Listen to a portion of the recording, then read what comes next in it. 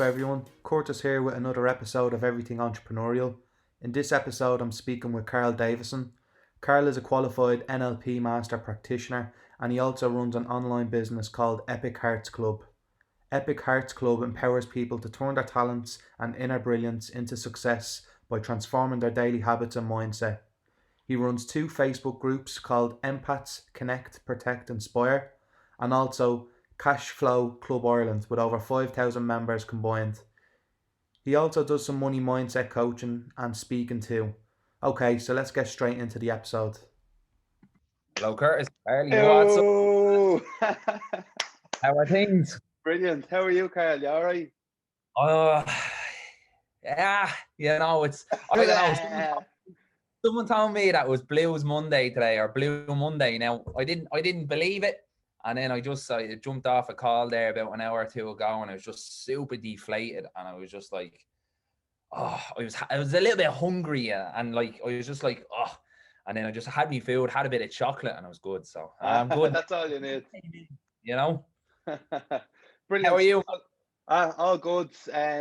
Obviously, we're friends on Facebook and everything, and you've seen that me grandfather passed away the other day. So we're all, as a family, we're going through all that. But as good as we can be, he would have wanted me to keep going on the podcast and everything like that. I was going to reschedule because I have a few set out this week because I'm starting the podcast back up again, and I'm going to really dive into it. So I know he would have wanted me to just keep going, that way, and it's something that I love. So he definitely would have supported this decision. And anyway, fair play to you, man, because there's not a lot of people that would do that. Do you know what I mean? And to get back into the saddle straight away, credit to you, man. Credit to you. So. Oh yeah, like it's been emotional and everything like that, But like at the end of the day, like I have a tattoo here. It says "Memento Mori."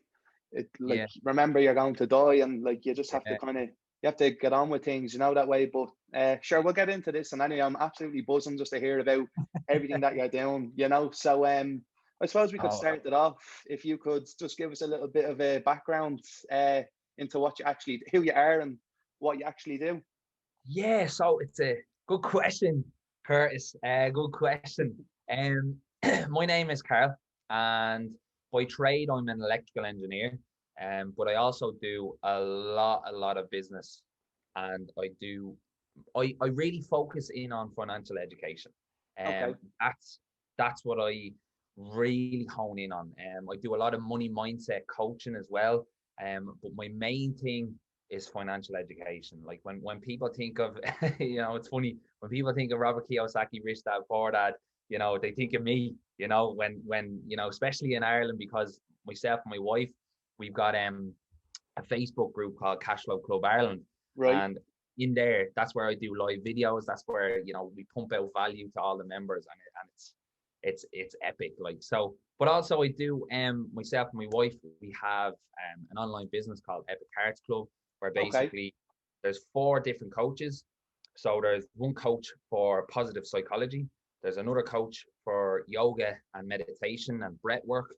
And then there's another coach for nutrition and personal training.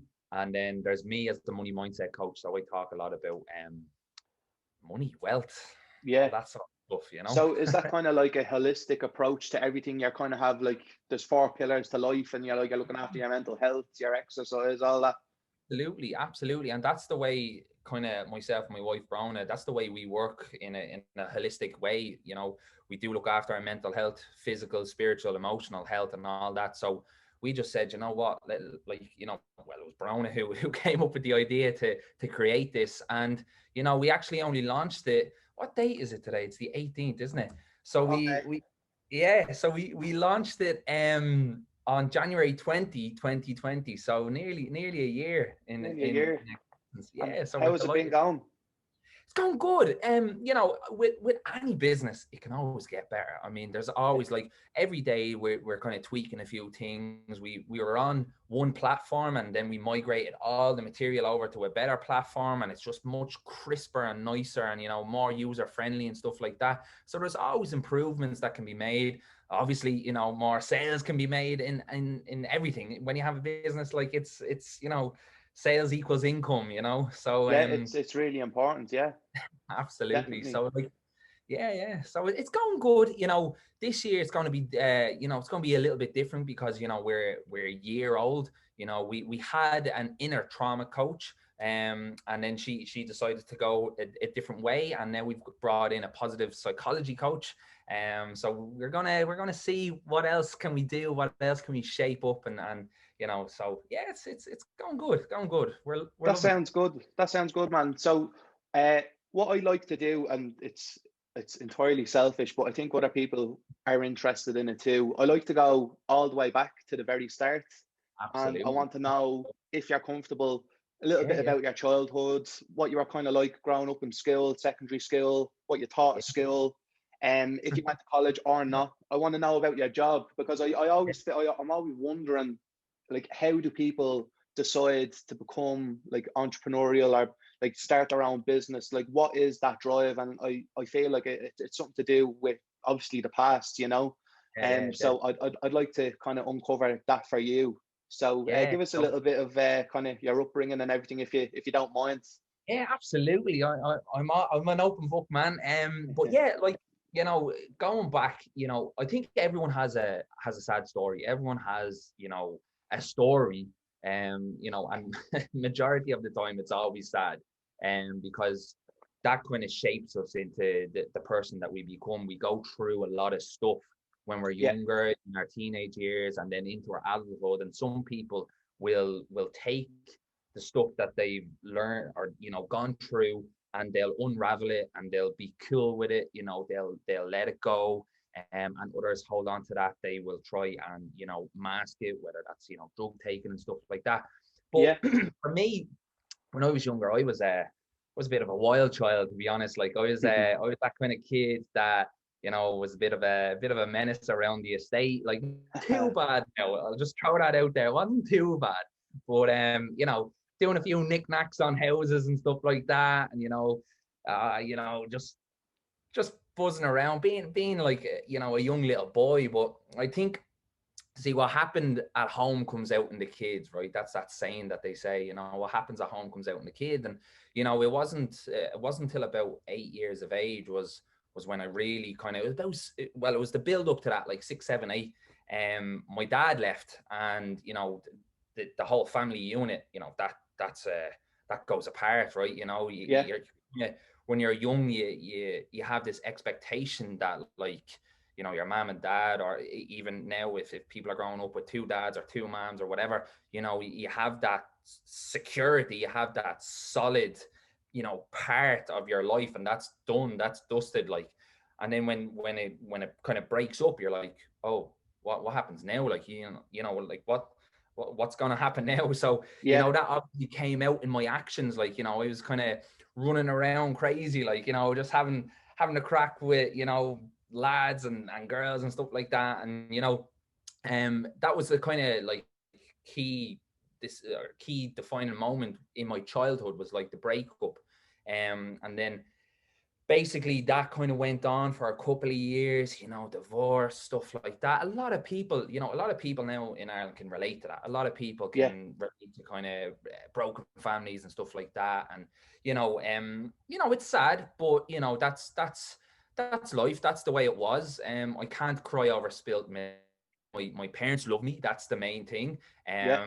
But, you know, you get on, and it wasn't until around 10, that's when the entrepreneur kind of kicked in a little bit, you know. That's when, you know, I realized, right, you know, things are a bit shaky. I don't know, like, not that we were never really struggling for money. Like, you know, I was always asking my mom, can we get this, can we get that, can we get this, Yeah, you know? And majority of the times the answer will be no, because of money, you know. But there'll be times when I get what I want, you know. You know, I'd have that way with kids, or when I'm a kid, like, I'd have that way with my mom and dad and stuff like that. But it wasn't until I was about 10, that's when I kind of started into, you know, making money. I basically, actually, before about 8, 9, yeah, about 8, 9 or 10, I would do like lots of jumbo sales around the estate. I would like sell all my toys, try to make a couple of pounds. And then when I was 10, I started basically delivering paper rounds around the estate. I did like, I got 200 papers for £5. Was using that to save up my money to get my sweets and my fizzy drinks and stuff like that. And then did that for about a year or two, had my own money and stuff like that. I was delighted, you know. I was like that kid on the block with like lots of money, and like the other kids were like, where are you getting this? I'm like, I'm putting in the work, like, you know. You know. And then, you know, I stopped at around 12 years of age. I went into secondary school. You know, with secondary school, that was different. I went to an all boys secondary school. It was a Salesians. It was a Salesians secondary school. So basically priests. So it was different. Very kind of, it was a bit strict. It wasn't too strict now. But in school, in primary or secondary school, it was, you know, it was hanging around with the lads, you know, that sort of stuff, getting up to a bit of mischief, you know. One thing I never did in school was I never mitched or I went on the hop or anything like that. I never did that. Kind of just stayed in school.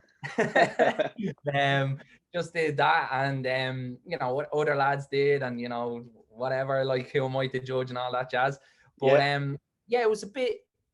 Then kind of into around 14, 15, 16, that's when my mom got sick. She had cancer. She went into a mental hospital and stuff like that. So my teenage years, in those years, was kind of spent going into hospitals, you know, going in, you know, I've seen some hospitals with some people that are like, you know, my heart bleeds for them, like mental health. We need to talk about it more. I'm sure we're going to touch on it here. You know, I've seen people just have it all and then crash, and then like have nothing and still be down, and you know, it's going into hospitals with, you know, locked in doors, and you know, hearing those shutters going down, and you're just like, oh, you know. And you don't, as a teenager, you don't, like, at any age, you don't want to see that, you don't want to hear that. But you know, thankfully my mom powered through. She's one of my biggest inspirations as well, along with my wife. But she powered through that, and you know, and as I was 16, got a job straight away. I was like, boom, I'm 16, I'm the legal age now to get a job in Ireland. Happy days, I'm gonna get a job. I got a job in the K Club, one of the, you know, the best golf clubs in Ireland. A famous Conor McGregor lives there now, I believe. Think so, yeah. I think so, yeah. But yeah, so I did that for about so I initially got the job for just 1 week, and obviously I made a decent impression there, and I stayed on for 4 years, and then I went into college. And college, you know, I don't know, have you been to college? Yeah, I've been to college. I've been a fucking absolute failure in college. I went to Tallaght IT. I done marketing there. Didn't give a shite about it. I was out drinking all the time. The head of the department caught me into his office and he was like, Curtis, seriously, what the fuck are you doing here? I says, haven't got a clue. I ended up leaving. I got a job in Google doing AdWords and stuff for their advertising platform. That's how I kind of fell into digital marketing. But at that point, I was like, oh, actually, maybe I can use marketing. So then I went back to college. And when I went back to college, it was a total 180. I was just on the ball because I wanted to start my own business doing digital marketing from that point. But so about college.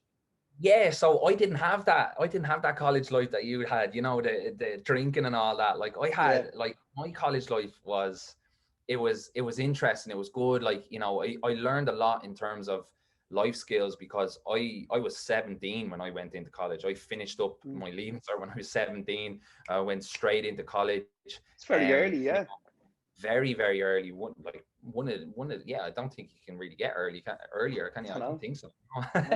So I mean, like, I went in at 17, and then what happened with my college course was they actually took on, because it was just at the start of the recession, it was 2008, or kind of in the middle of the recession. They actually took on a bunch of electricians that got let go. And, you know, we had to, so there was a bunch of electricians in my course, and then there was the part-time electricians that we had to accommodate. So there was, you know, days in my first year where it was 9 a.m. to 9 p.m. you know, and that was purely to accommodate the part-time or electricians, like, and I didn't have the drinking, the crack, like, because I was commuting as well. I'm from Kildare, like, so I was commuting into town and into DIT Kevin Street, and you know, I didn't have that, you know, buzz with college. And plus, every single weekend, well, pretty much every single weekend, I was working as a waiter in a club, like, so I didn't have that college life that everyone talks about.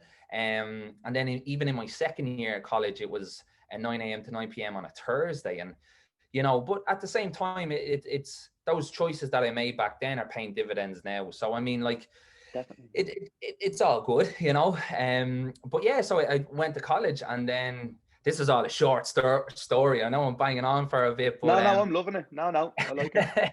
I finished college when I was 20, and got a degree straight away. Got into a job. The job consisted of basically a bit of training in Ireland, and then I was shipped off across the world. I've been to countries like Germany, the Netherlands, USA, China, Taiwan, and they were training me up. I was serving machines and stuff like that. And then 25 hit, and 25 was like, I was 5 years in my job. You know, what's more, like, I didn't know what I was doing. I was kind of in a bit of a rut. I was like nearly a mid-20s crisis. You know what I mean? And I was kind of like, right, well, look, I have a decent job, a well-paying job and stuff like that. I was traveling around the world. I mean, I had my 21st in Japan, which was, you know, like, not many people can say that's pretty cool, yeah. I'm blessed and grateful that I was able to do that. And then yeah, around 23, 24, it started creeping in. I was like, what am I going to do with my life? What, like, I wasn't really stuck in my job or anything like that. There was plenty of opportunities to grow in the job, but I was kind of just stuck within myself, you know. It was just in that rut. And I remember I finished up a relationship. I was renting over in Lucan in Dublin. I was paying like 1,400 quid every second month for a rent on a 2-bed apartment. I was like, this is crazy money. Yeah, definitely. And then after that, I looked at myself in the mirror and I said, you know what, Karl, you're single now, you know, you're gonna be going out. You wanna start looking good. You wanna start beefing up. You wanna start going to the gym and stuff like that. And I started doing that. And when I went to the gym, I basically just typed into YouTube motivation, because I figured, like, you know, people are in the gym, they're self-motivated people and stuff like that. And that's when Eric Thomas came up. And that was the start of, like, you know, just mind-opening self-development, personal development, spiritual, mental, emotional, financial.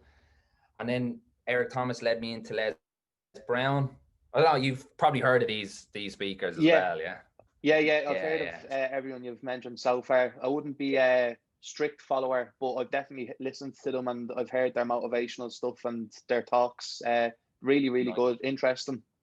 Nice. I like what Eric does with, like, people in college. Like, he goes in and he really, like, he just gives it to them, you know. That way it's truly inspiring. Like, you want to march out the door and fucking just do something straight away, you know what I mean? He's got a PhD, and, like, you know, it's funny because there's different levels of education. There's academic, financial education, and then there's professional education. And you know, I talk a lot about financial education, which is one different avenue. It's different to academic education.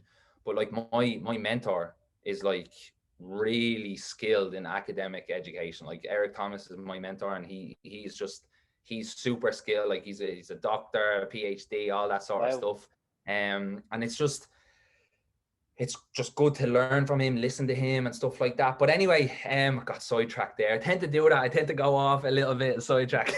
This is what it's all about, man. I'm telling you, this is literally what it's all about. We just need to have a chat where you're telling the story of you, and this is what my podcast, I want to listen to people. It's about the story, you know, because I feel the whole point about this podcast is, I believe that everyone is always like, entrepreneur, make money, and I'm like, I feel like when someone's an entrepreneur, you have to consider their whole life which is why I appreciate what you say, like your mental health, your physical, like how do you deal with relationships? How do you deal with your family? Like how does that all tie into actually while running a business? I feel like being an entrepreneur is much more than just making money. So everything that you're saying is of value, Nice. And I definitely 100% agree with you, because, being an entrepreneur, you're a problem solver. So like, in order to solve people's problems, you also have to solve your own problems. You also have to go into your own life and say, right, well, you know what, like, I'm not working out as much. How do I change that?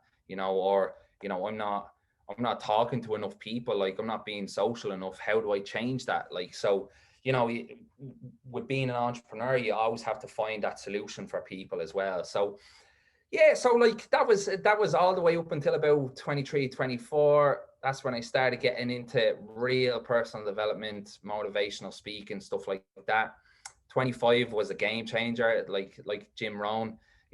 25 was just a big game changer for me. I met a girl online. She gave me 2 books to read while I was working over in Japan.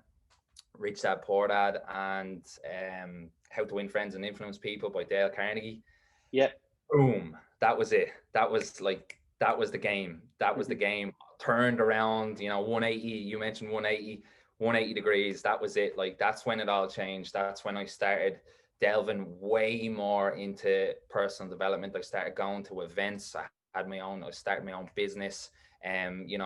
That was it. Like, and the rest is history. Like, the rest is it's just been a whirlwind of, education, inspiration, helping people, giving back, donating, that sort of stuff. Like, it's just been incredible. It's just truly blessed because of it as well. But at the same time, I was ready. People might not be ready. You might, like, I don't know how many times I've given out Rich Dad Poor Dad as a book to people, or mention it to people, and some people don't read it, and look, it's cool. When you're ready, it's frustrating. It's definitely frustrating, because like, say I'd be talking to a couple of the lads and I'd be like, I'm reading this book, and I'd be like, man, you should fucking read this book. This is brilliant. Like, I'll buy it for you from Amazon. Just read it, and they just don't. And it's like, you're a bollocks. It's like you but we're in a different mindset, each to their own. And like a book at the right time, it's totally different. You can read something and it might not affect you. If you read it again in a couple of years or a couple of months, like, totally different, just connects. But I'd be interested into understanding how you actually started out with like your speaking career. And I know you're into personal development and you help people. Like, how do you actually get your first couple of clients? I'm sure there can be a lot of people look up to you and they want to start speaking and stuff. So how did you actually get your first people to pay attention to you and listen, and maybe listen to you speak and what you had to say? Yeah, you know what? It's a good question. And it all comes back to when I was young. I didn't speak until I was 3 years of age. My mom was a little bit worried about me. And she said to my grandmother, which was my dad's mom, she said, "Don't worry about Karl. He can hear the grass grow." And ever since then, it was about 3 years, 3 years of age. That's when I started speaking, and I mean, I haven't stopped since.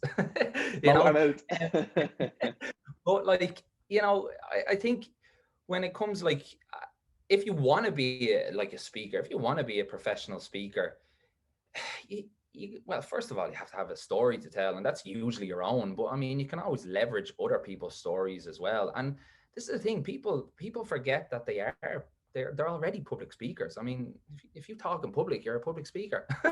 If you talk online, if you talk on a podcast, like, you're a speaker. Like, you can talk. Like, if you can talk, you're a speaker. I have a phenomenal friend, Tracy McCann, who actually, verbally, she can't speak, but she speaks through a computer, and she's phenomenal. She's such an inspiration.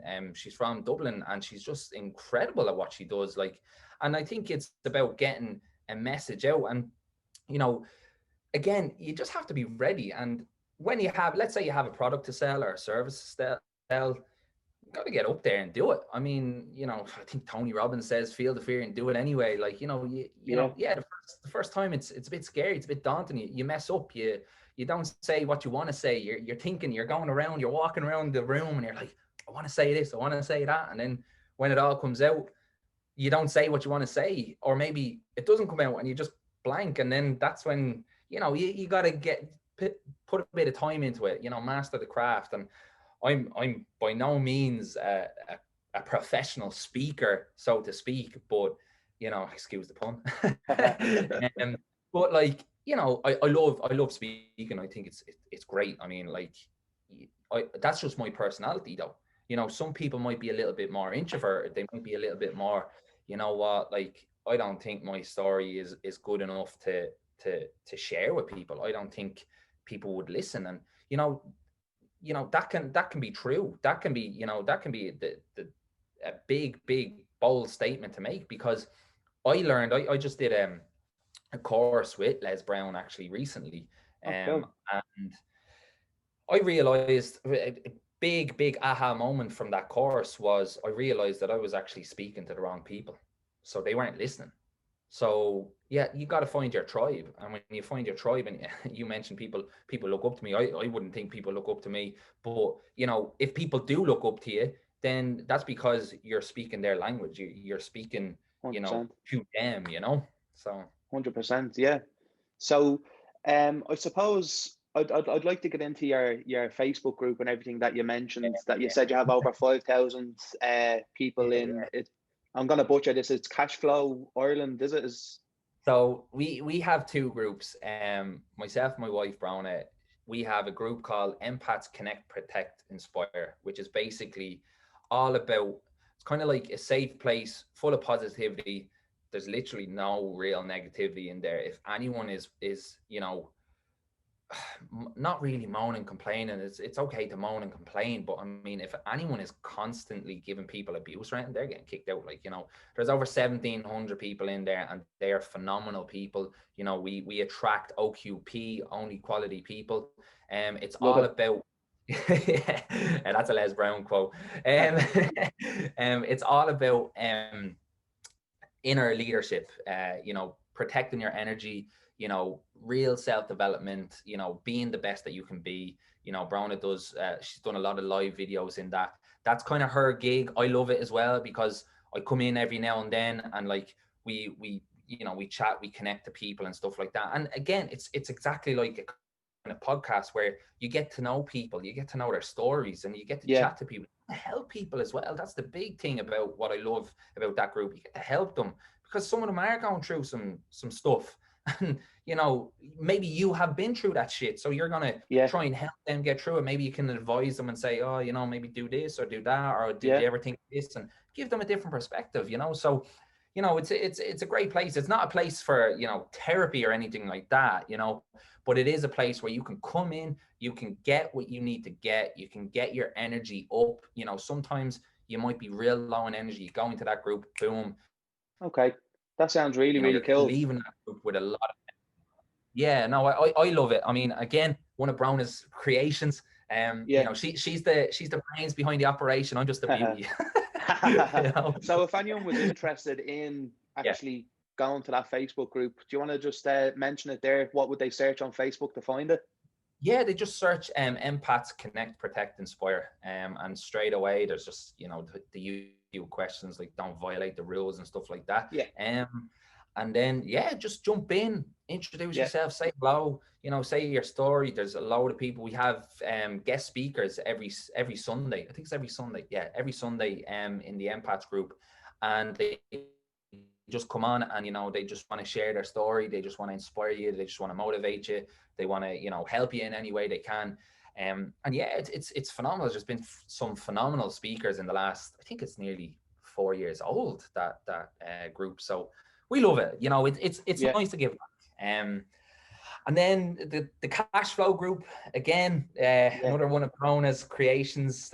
She's an entrepreneur as well. So she actually, she was up late one night. I'm the early bird. She's the night owl, you know. Right. So she was up at like 2 a.m. and her brain was going, and I went to bed, and next minute I woke up the next morning. Brona says to me, "Right, Karl, we're gonna set up a group." And I was like, "What do you mean?" You know, a Facebook group. I was like, "Okay, about what?" "Financial education, like Robert Kiyosaki's Rich Dad Poor Dad." And I was like, all right, you know, I love that book, Happy Days. You know, people do need to understand financial education. We don't get taught it in school. So, you know, why not to understand the other side of the coin? So we just started doing that. We just started adding our friends in. Again, some friends didn't go in. That's okay.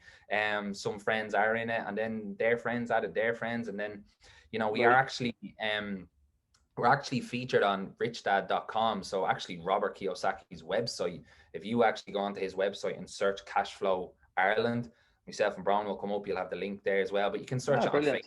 Yeah, no, it's really cool, because there's loads of you know, clubs around the world, you know. It's something that's what they do. They have a board game. You play the board games, a bit like Monopoly, but like just so much better. You know. Right, yeah. But it's a really, really interesting board game. And you know what, the first time I played it, I did what my ego wanted me to do. I went straight for a big deal. I went, took out a 300 grand mortgage, and within 20 minutes I was bankrupt. And you know what, it's been my biggest learning from that board game. I was just like, right, I'm not going to do that in real life. I can do it on the game, but I'm not going to do that in real life. So yeah, no, so that Facebook group then, there's over, I think we just hit the 2,800 mark. So again, that's been on for the last 4 years, and it's just a place where you come in, get a bit of financial education. I do a lot of lives every now and then. I've speakers actually every Monday, and you know, I'll get you in as a speaker, Curtis. You know, what the speaker does is just, you know, they share their story, they business story, they have, you know, you share, you know, where they got their financial education, what they're doing now, and you know, where they want to go, how many people they want to help, and stuff like that. And it's just all about business. It's all about networking. It's all about, you know, making good connections with, again, OQP, because that's the thing, Curtis. You know, myself and Browna, we attract OQP, only quality people, and that's why, you know, we're on this podcast as well. So yeah, that's it, man. Much appreciated. Yeah. So yeah, that people can go get financial literacy in that Facebook group, and then you have your Empath group. Something that's important to me, which you touched on earlier, and I'd like you just to kind of talk a little bit about, would be mental health. And I know we're all human, but I feel men kind of struggle a little bit with their feelings, and you know, I know women do too, but if we could kind of just focus on maybe like men's mental health, and if you have any kind of experience or advice, or what you think people could do to help themselves. Yeah, absolutely. I'm delighted. I'm absolutely thrilled that you brought this up, because you know what, it takes, you know, it takes a strong person to talk. You know, it takes a strong person to talk about their feelings. And you know, I mentioned to you just before we jumped on this podcast, I was like, I was feeling down, man. I was feeling meh. I was just like, you know, apparently it's Blues Monday or whatever. But like, I actually had said that to my wife today, and then I was like, that's a load of bollocks. Like, there's no way it's Blues Monday. But you know, and then I could see trending on Twitter that it was Motivation Monday, and you know, but I just got off a few calls earlier on today, and I was just drained. I was just hungry, and I was down. And you know, how I picked myself up from that was basically, when I know that I'm coming down. And this is the thing. This is what people don't understand. Life is all about peaks and troughs, valleys and hills, up and down, up and down. You know, it's like a roller coaster. Like one advice I'd give to people, you know, don't get off the roller coaster when you're upside down.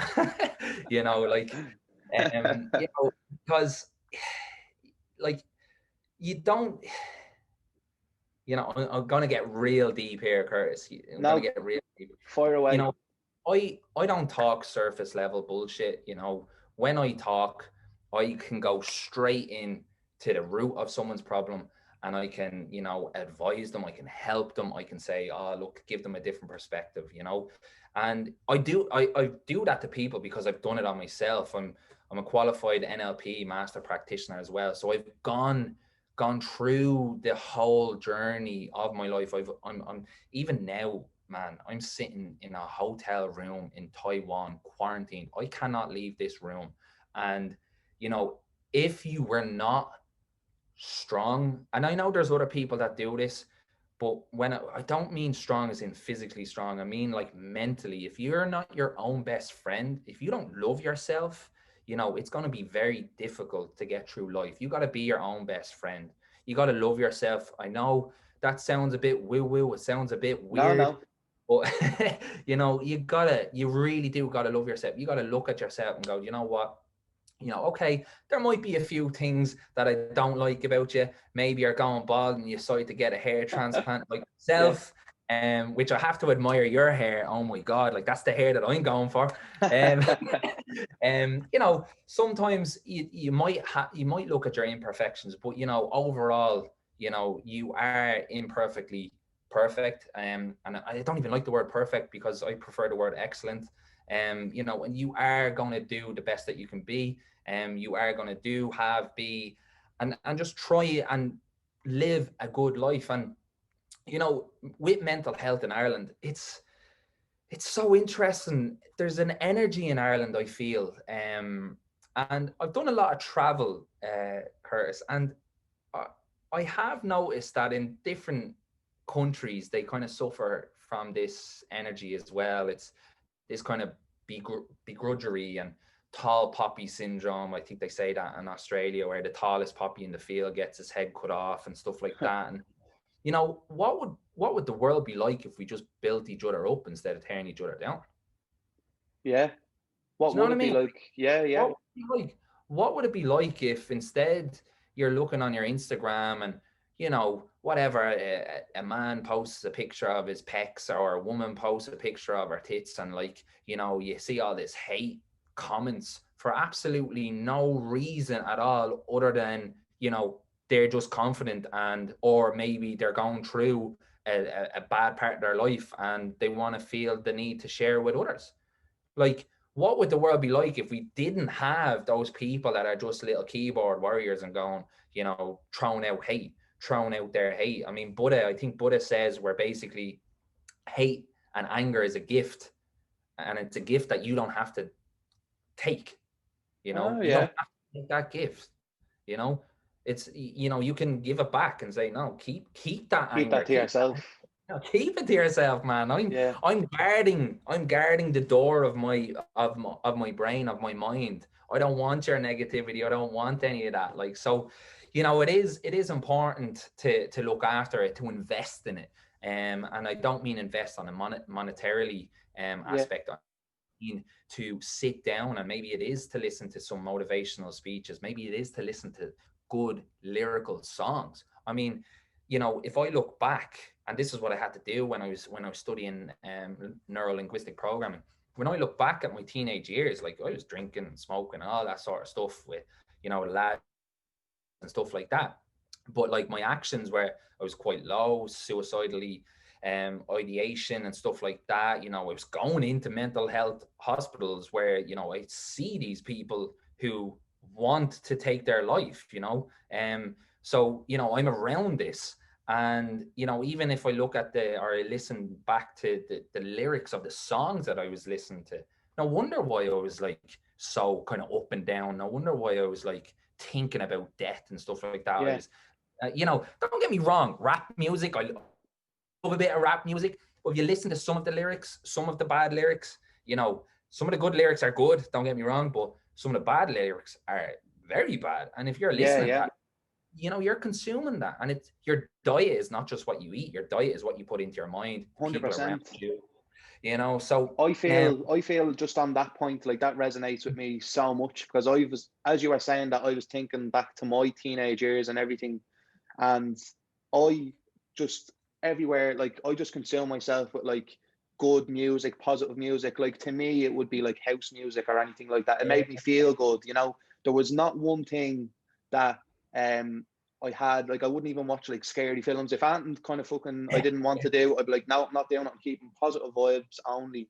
you know. And maybe that's like an aversion to like, you know, negative things in my life, but it really helped me through like when I was experiencing dark times and all, just to start focusing on things that I did like and have positive things in my life. And when I just had that, I just kind of, you kind of just build yourself up day by day, you know, that way. So I think everything that you consume, yeah, definitely affects your mind 100%. And it's those small little choices that you decide to make that make the most biggest impact in your life. It's those insignificant, I'm going to turn on a good song that's going to put me into a good mood, and then you create some momentum in your life where you're like, boom, yes, boom, boom, boom. And you know what, sometimes that snowball that's going down the hill is going to hit into a rock and it might break off, and you just go again and you just go again. And you know, it can be tough, and life's not fair. Nobody said it was going to be fair. Yeah, you know, true. And Eric Thomas says that this all the time, you know, if it was easy, everybody would do it.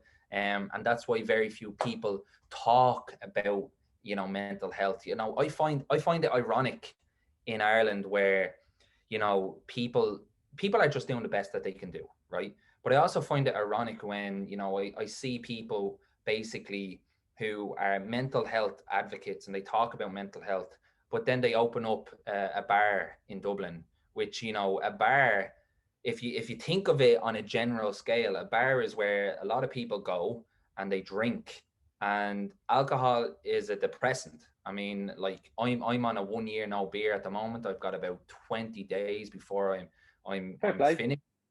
Thank you. And but that's the thing. Why is it such a, how have we come to basically, you know, how as a society have we come to be able to say fair play, well done for just not drinking alcohol? Like for me, it's not a big thing, but you know, well, it was kind of easier in 2020, I guess, because the pubs and stuff were closed down. But again, that could have turned us to drink.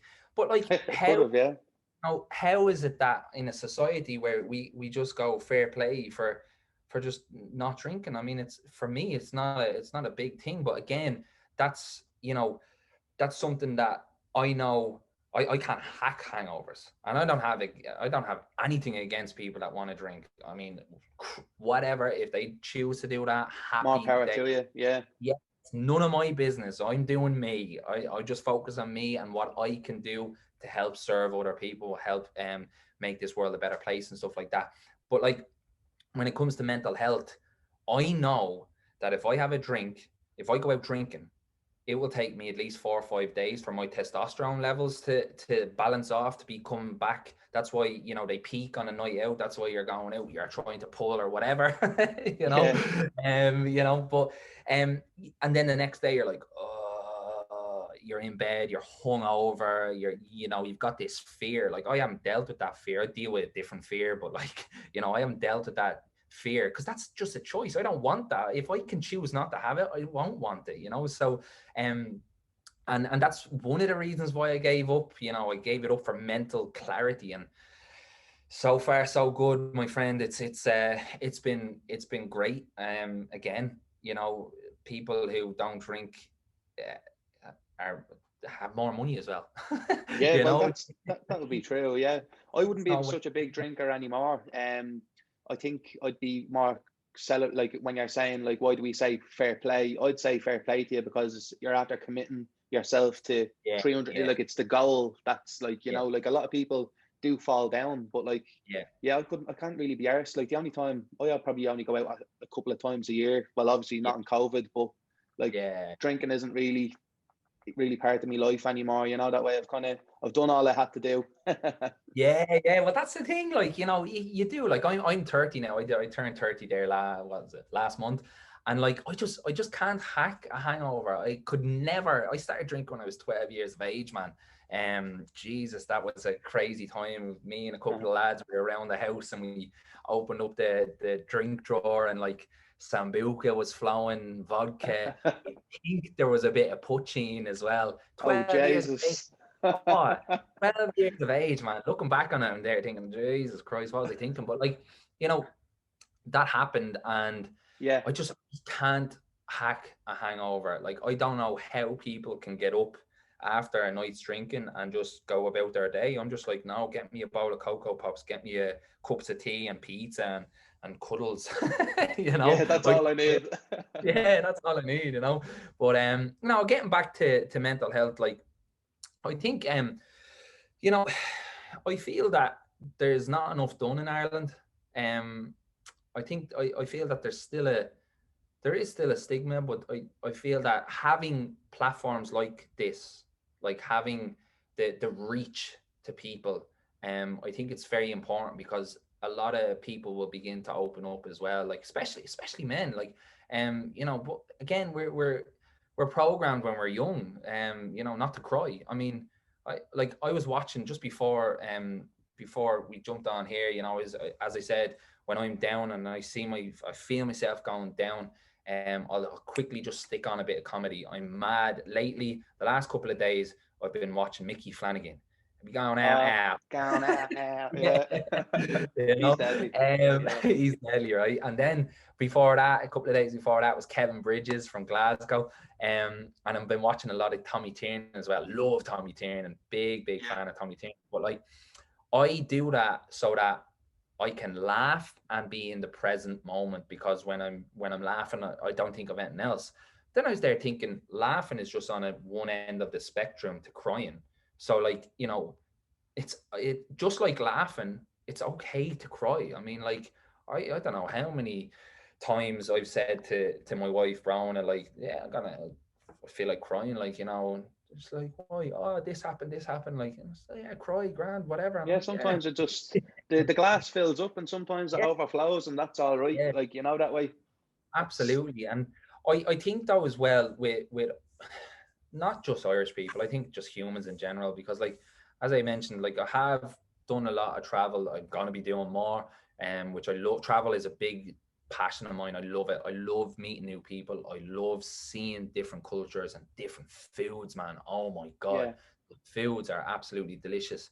But like, I feel that just as a human, on a human level, you know, a lot of humans, they tend to bottle it up, and then boom, like a kettle, just starts bubbling, boom, and then it just explodes, and then you'll just have this outburst of, you did this, you did that, blah blah blah blah blah, and it's like, whoa, where did all this come from? And they've been bottling up, boom, you know. And that's why I think when you do let go of anger, when you do let go of sadness, and when you cry a little bit, you're releasing that as well, and it's a big emotional and mental release as well. So yeah, I thoroughly love talking about mental health. It's something that we need to talk more of. I'm a big mental health advocate, because, you know, it's funny actually, you know, I've been in Taiwan now for the last 7 days. I've got 7 more days of quarantine, but every day the guard or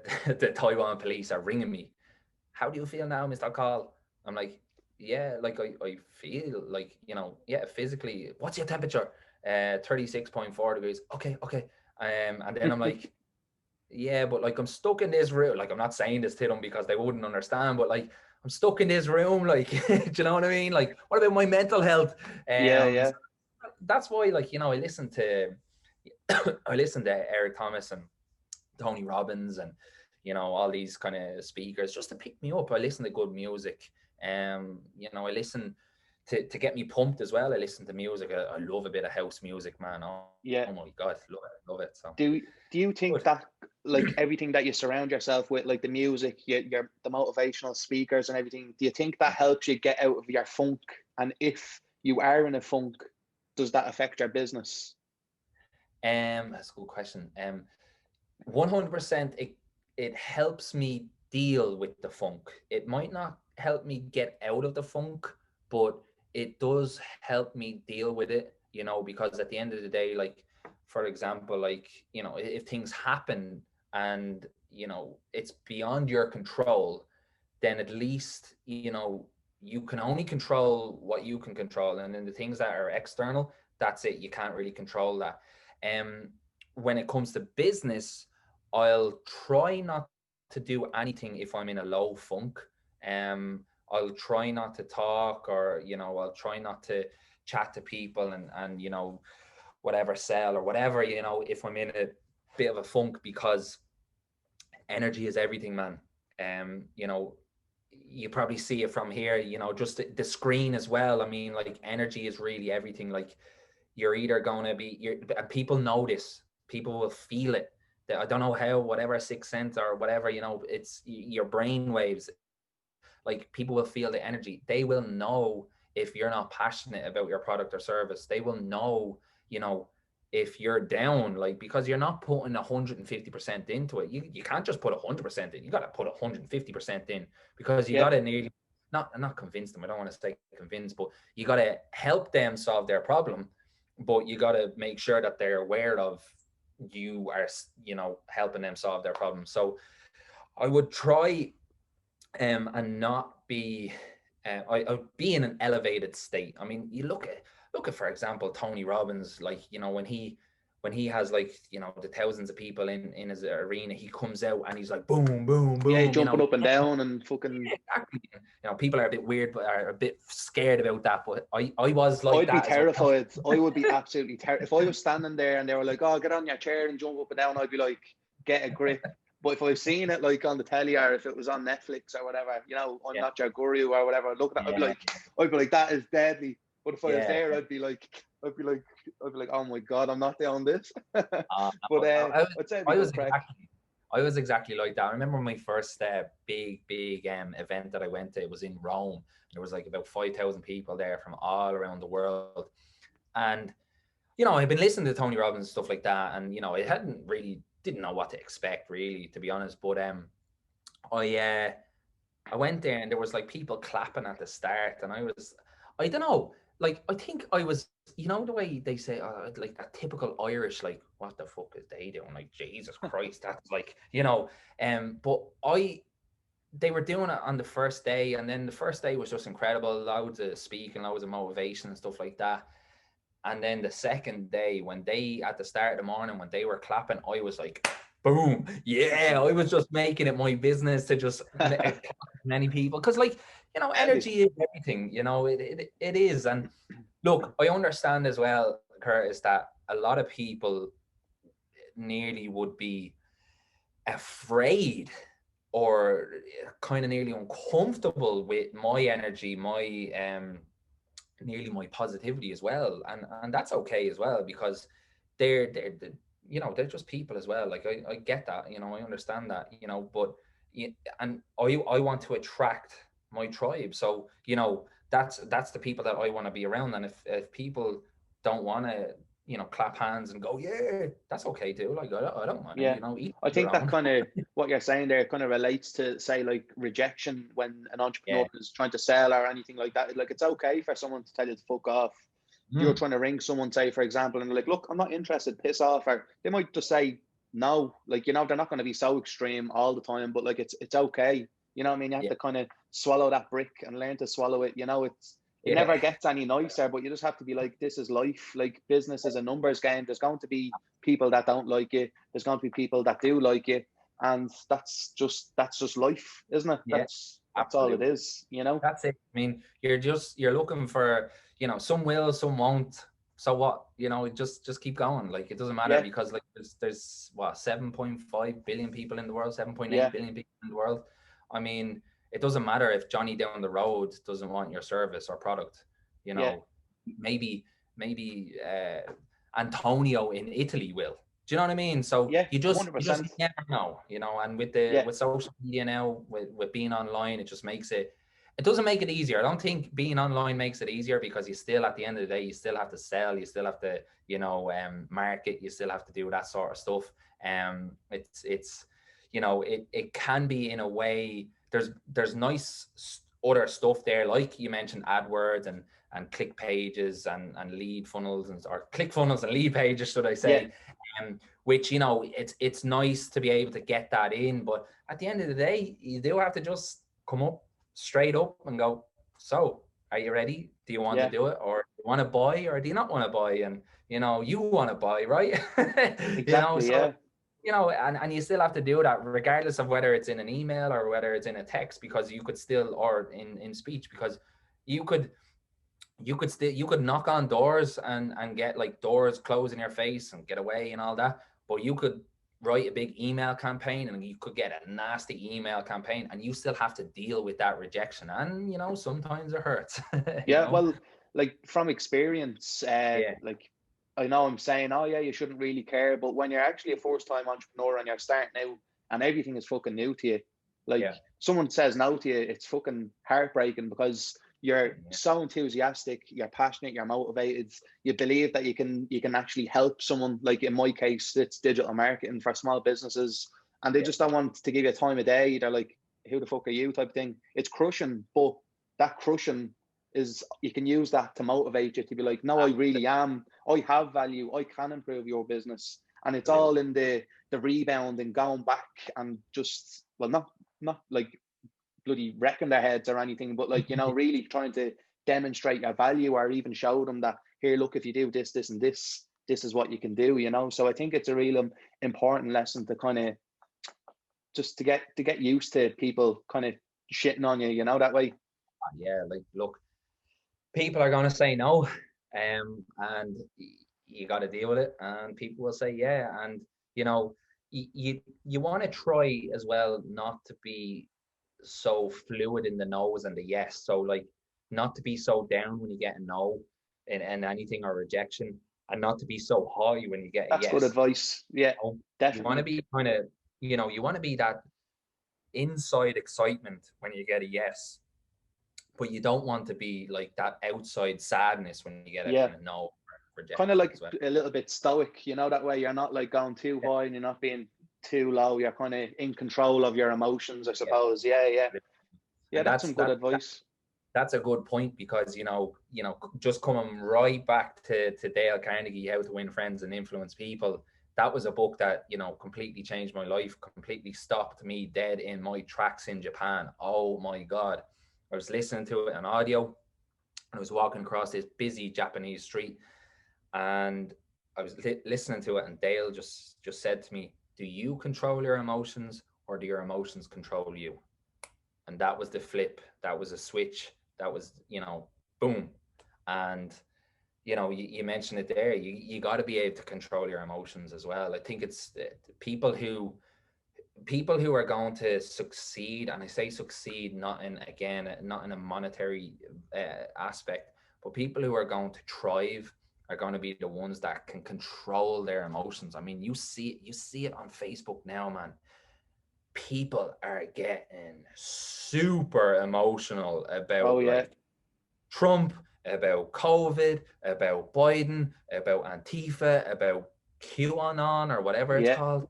They are getting super emotional, and you never see the highly successful people getting the same amount of, putting the same amount of energy in that. You never see that.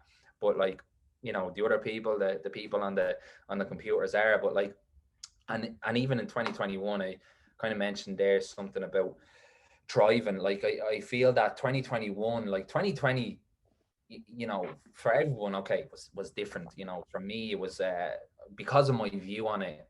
Like I I really did what I could out of 2020. I was living in China at the start of it, and I was living out of a suitcase in my Well, yeah, mom. We came back. Funny story, actually. We missed Christmas in 2019. We chose, well, we didn't miss it. We chose to have Christmas away from Ireland just to see what it was like, because we were living in China at the time. And then we said, you know what, we're going to come back in January for like 2 weeks, right? So we yeah, came back in January on the January 18th. And I remember the week before, man, it started getting big public news in China that COVID was getting kind of this it was pneumonia grown, and yeah, and all this. And I remember saying to Brona, we better get some of these masks, and we better get some of this alcohol gel, like and I remember coming back on the plane wearing a mask. No one was wearing masks, and then just because like I knew, like, if you're in an airplane, like chances are you might pick up something. yeah, Now look, I don't know if I didn't pick up anything anyway, like when I got back, but I remember saying, no, this is going to get big. And, you know, I was working over in China at the time, and my contract got like, it got stopped. They kind of canceled it. They said, you know what, you know, it's no point coming back. You can't come back to China. All of our stuff was in an apartment. Now, luckily, it was crazy. Like, we had all of our stuff in our apartment. We were living in my mom's house, and my wife's from Walkinstown. Well, she lives with her dad in Walkinstown, and kind of going back and forth to each different house, and, you know, living out of a suitcase. We brought 2 suitcases home. One was for, half of the suitcase was for the homeless, because we donate to the homeless as well, and just old clothes and stuff from hotels, like soaps and shave razors and stuff like that, shower gels and stuff. And then the other half was just our clothes, and our clothes were kind of like nearly summery clothes. They weren't big jackets for winter in Ireland. Now, luckily, yeah, it was a bit mad. Now, luckily, like, I still had a few clothes from, you know, in my mom's house, like, and like, you know, we could have just went to the shops and bought more clothes, but, you know, it was still different. And then we ended up getting all of our stuff back in June, like 6 months later. So it was a bit wild. But yeah, like, people are getting like super emotional on Facebook. Like, you know, you see even family members going at each other on Facebook, and you're like, Jesus, you know, like, back away. Popcorn. Yeah, you could grab a bit of popcorn, or you could just like X out of that and just be like, no, I'm spending way too much time here on social media, get off that. But yeah, so where was it going with that? I don't know, Curtis, where was it going with that? Doesn't matter. We were talking about you moving back and everything, 2019. I suppose actually a nice little segue would be, what do you see yourself in the next, say, 6 to 12 months, 18 months? What is it for Karl? Like, what way is your business going to go? What are you predicting? What goals do you have? Yeah, this will be a good little accountability here. So I'll come back to you in 18 months and I'll be like, did you make it? Happy days. I want to get 10 podcasts under my belt, or 10 interviews or anything. Yeah, this counts as one. Happy days. Delighted with that. Thank you very much. Appreciate that. And yeah, I also want to become a property investor. Myself and my wife, we want to get a property, if not 2, potentially 3, in the next 18 months. We'll definitely have 1, possibly 2, depends. Business, yeah, we're going to keep growing it, keep marketing, keep selling it, you know, that sort of stuff. Get fitter. I really want to get fitter. I'm using this time, like, you know, you talk about being in a room for 2 weeks. I'm looking around, and I'm literally like pacing up and down the room to get my steps in. I'm doing workouts. You want to talk about discipline? Let's talk about discipline. Like, good man. Yeah, fair play to you. I'm up and down every, you know, I'm trying to get 10K steps in. I will get 10K steps in. I've gotten, I think, 4 so far. I figured out that if I walk into the toilet, I get an extra 2 steps, and walk out. So that's 4 steps. If I walk out to the balcony, I get 5 steps, and come back, I get an extra 5 steps. So that's 10 steps. But there you go, man. Yeah. Look, you've got lots of time in your hands, so like, you're there figuring out how to best utilize it. But yeah, I think in the next 6 months, more podcasts. I enjoy talking to people. I enjoy sharing my story and stuff like that.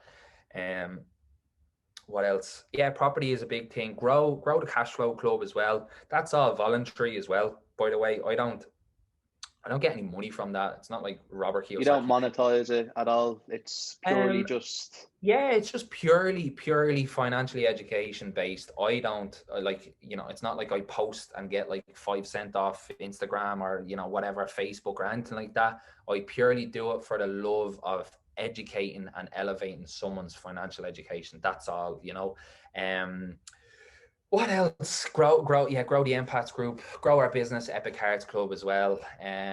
Get into a little bit more, like, I'm a precious metal investor as well, so I invest. So I invest in silver and gold. So I'm looking at silver. Well, I buy a lot of silver, invest in a lot of silver. So I'll probably look at silver and see maybe might get a bit more, maybe not. Depending on the market. So I can't really predict the future, but I can definitely create the future. Like it, You know? yeah. And I think Very good. you create it through your habits and through your thoughts and stuff like that, and who you surround yourself with.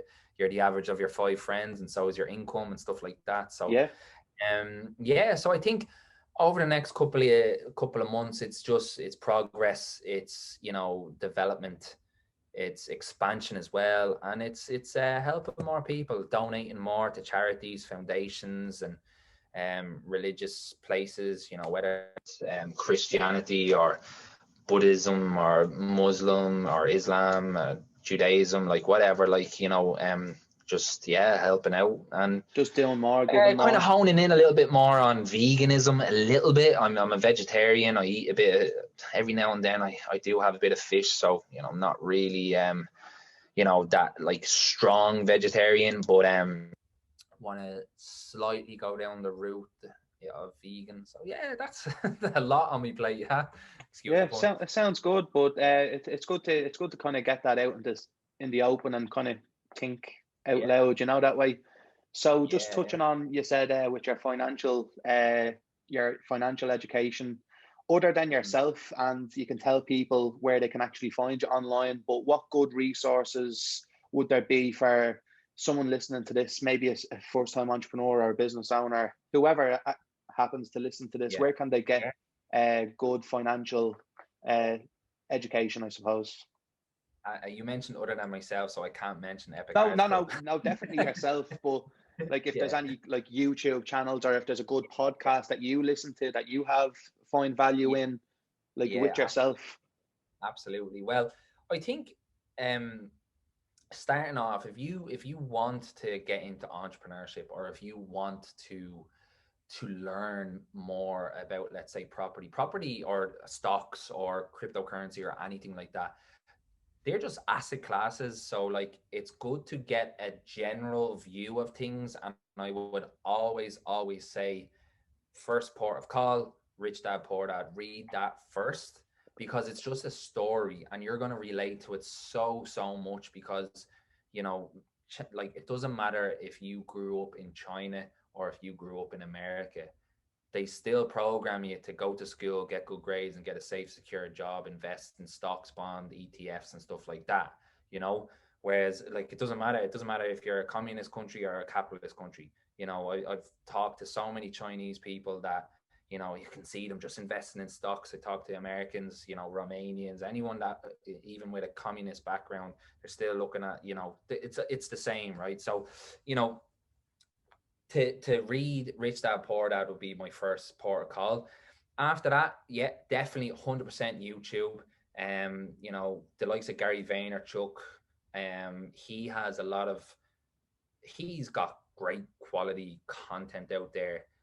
He talks a lot about, how to, well, he's a no bullshit approach guy though as well. So you don't want to be of the faint heart to kind of listen to him. Yeah, Like um, yeah, again, like there's so many, like Instagram. I find Instagram is a great source of knowledge, because like I will just do like hashtag business, and then there's just it's so much information. And sometimes, what, your phone is listening to you all the time. If you literally just talk, hey, I want to invest in property, you'll probably see an ad pop up on your Facebook because it's listening to you. You'll see an ad pop up on Facebook saying, oh, property in Dublin, get a 12.5% return. So you just got to make the decision. Well, you do your research and stuff like that, yeah. But yeah, like that, I do a lot of videos in the Cash Flow Club. I do a lot of videos in Epic Arts Club as well.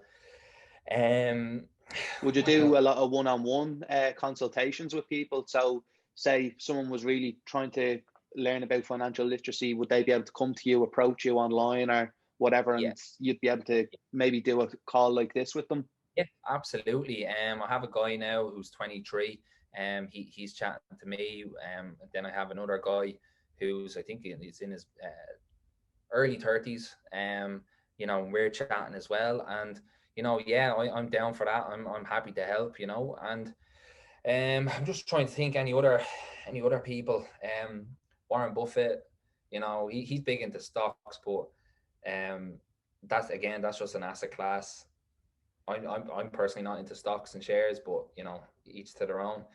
Yeah, there's just so much. I mean, the internet is just full of it, like, you know. And I guess it's trying to filter out the good ones and filter out the not so good ones. I'm not saying that there's any bad ones, but just filter out the not so good ones. But my go-to guy is Robert Kiyosaki. Whatever he does, I do. You know. Yeah. So yeah, he's big into property, he's big into gold, crypto, silver, that sort of stuff. And big into business as well. He's got a big business. So yeah. Cool. So we've just been going over for about an hour now. I just want to, I'm just conscious I don't want to go too on for too long, you know. I don't want to be taking up too much of people's time. And usually what I like to do is to kind of sum up a couple of bullet points or a couple of things that if someone wanted to improve their life, I know not just entrepreneurship, like you're saying, mental health, motivation, physical, your energy, everything that we've talked about. If you could give us a couple of things that could get people starting on the right foot, like what advice would you give them, or a couple of tips just before you go? Oh, right, I'm put on the spot here, guys. I appreciate it. Just decide. Just make a decision. You know, your life is a collection of decisions, and if you don't decide, then your life in 5 years' time is going to be the same as it was in the 5 years previous. So just decide, commit to yourself, and yeah, be your own best friend. Get a network of people, jump into a network of people, get a mentor, get a coach, you know, surround yourself with like-minded people, um, and just delve into personal development, delve into the books, delve into the YouTubes, delve into the Epic Arts clubs. That's it, man. That's it. Yeah. Surround yourself with positive people. Yeah. That's it. You know, and just embrace it, enjoy it, because you know, I got interviewed before about life, and basically, you know, when you're born, you're given, you know, you're born in a certain year. And I was born in 1990, and you know, I don't know when I'm going to die, but I know I'm going to die. So you know, there's the dash on your gravestone, there's a dash right in the middle, and that dash, you know, sums up all of your life, your experiences, your people, your, you know, everything. And you want to make that dash the best dash ever. You want to make sure that you say yes to opportunities, you say yes to travel, you love, you learn, you know, you just give as much as you can to, you know, people and stuff like that. Give back, an attitude of gratitude, you know, be grateful for what you have, because what you have is a lot more than what other people have as well. And yeah, just made, like, this isn't a dress rehearsal. You've got one life, you know, live it and enjoy it, and you know, be happy. Don't worry about what other people think as well, because they're going to think it anyway. And look, as well as that, you know, you're not going to be everyone's cup of tea, otherwise you'd be a mug. You know. That is unreal. That was a really good closing statement. Everything resonated with me, and I believe everything that you said there. Yeah, solid advice. I just want to thank you. Honestly, you're after kicking off the next episode, you know, 2.0, Everything Entrepreneurial 2.0, and it was a pleasure to have you here, Karl.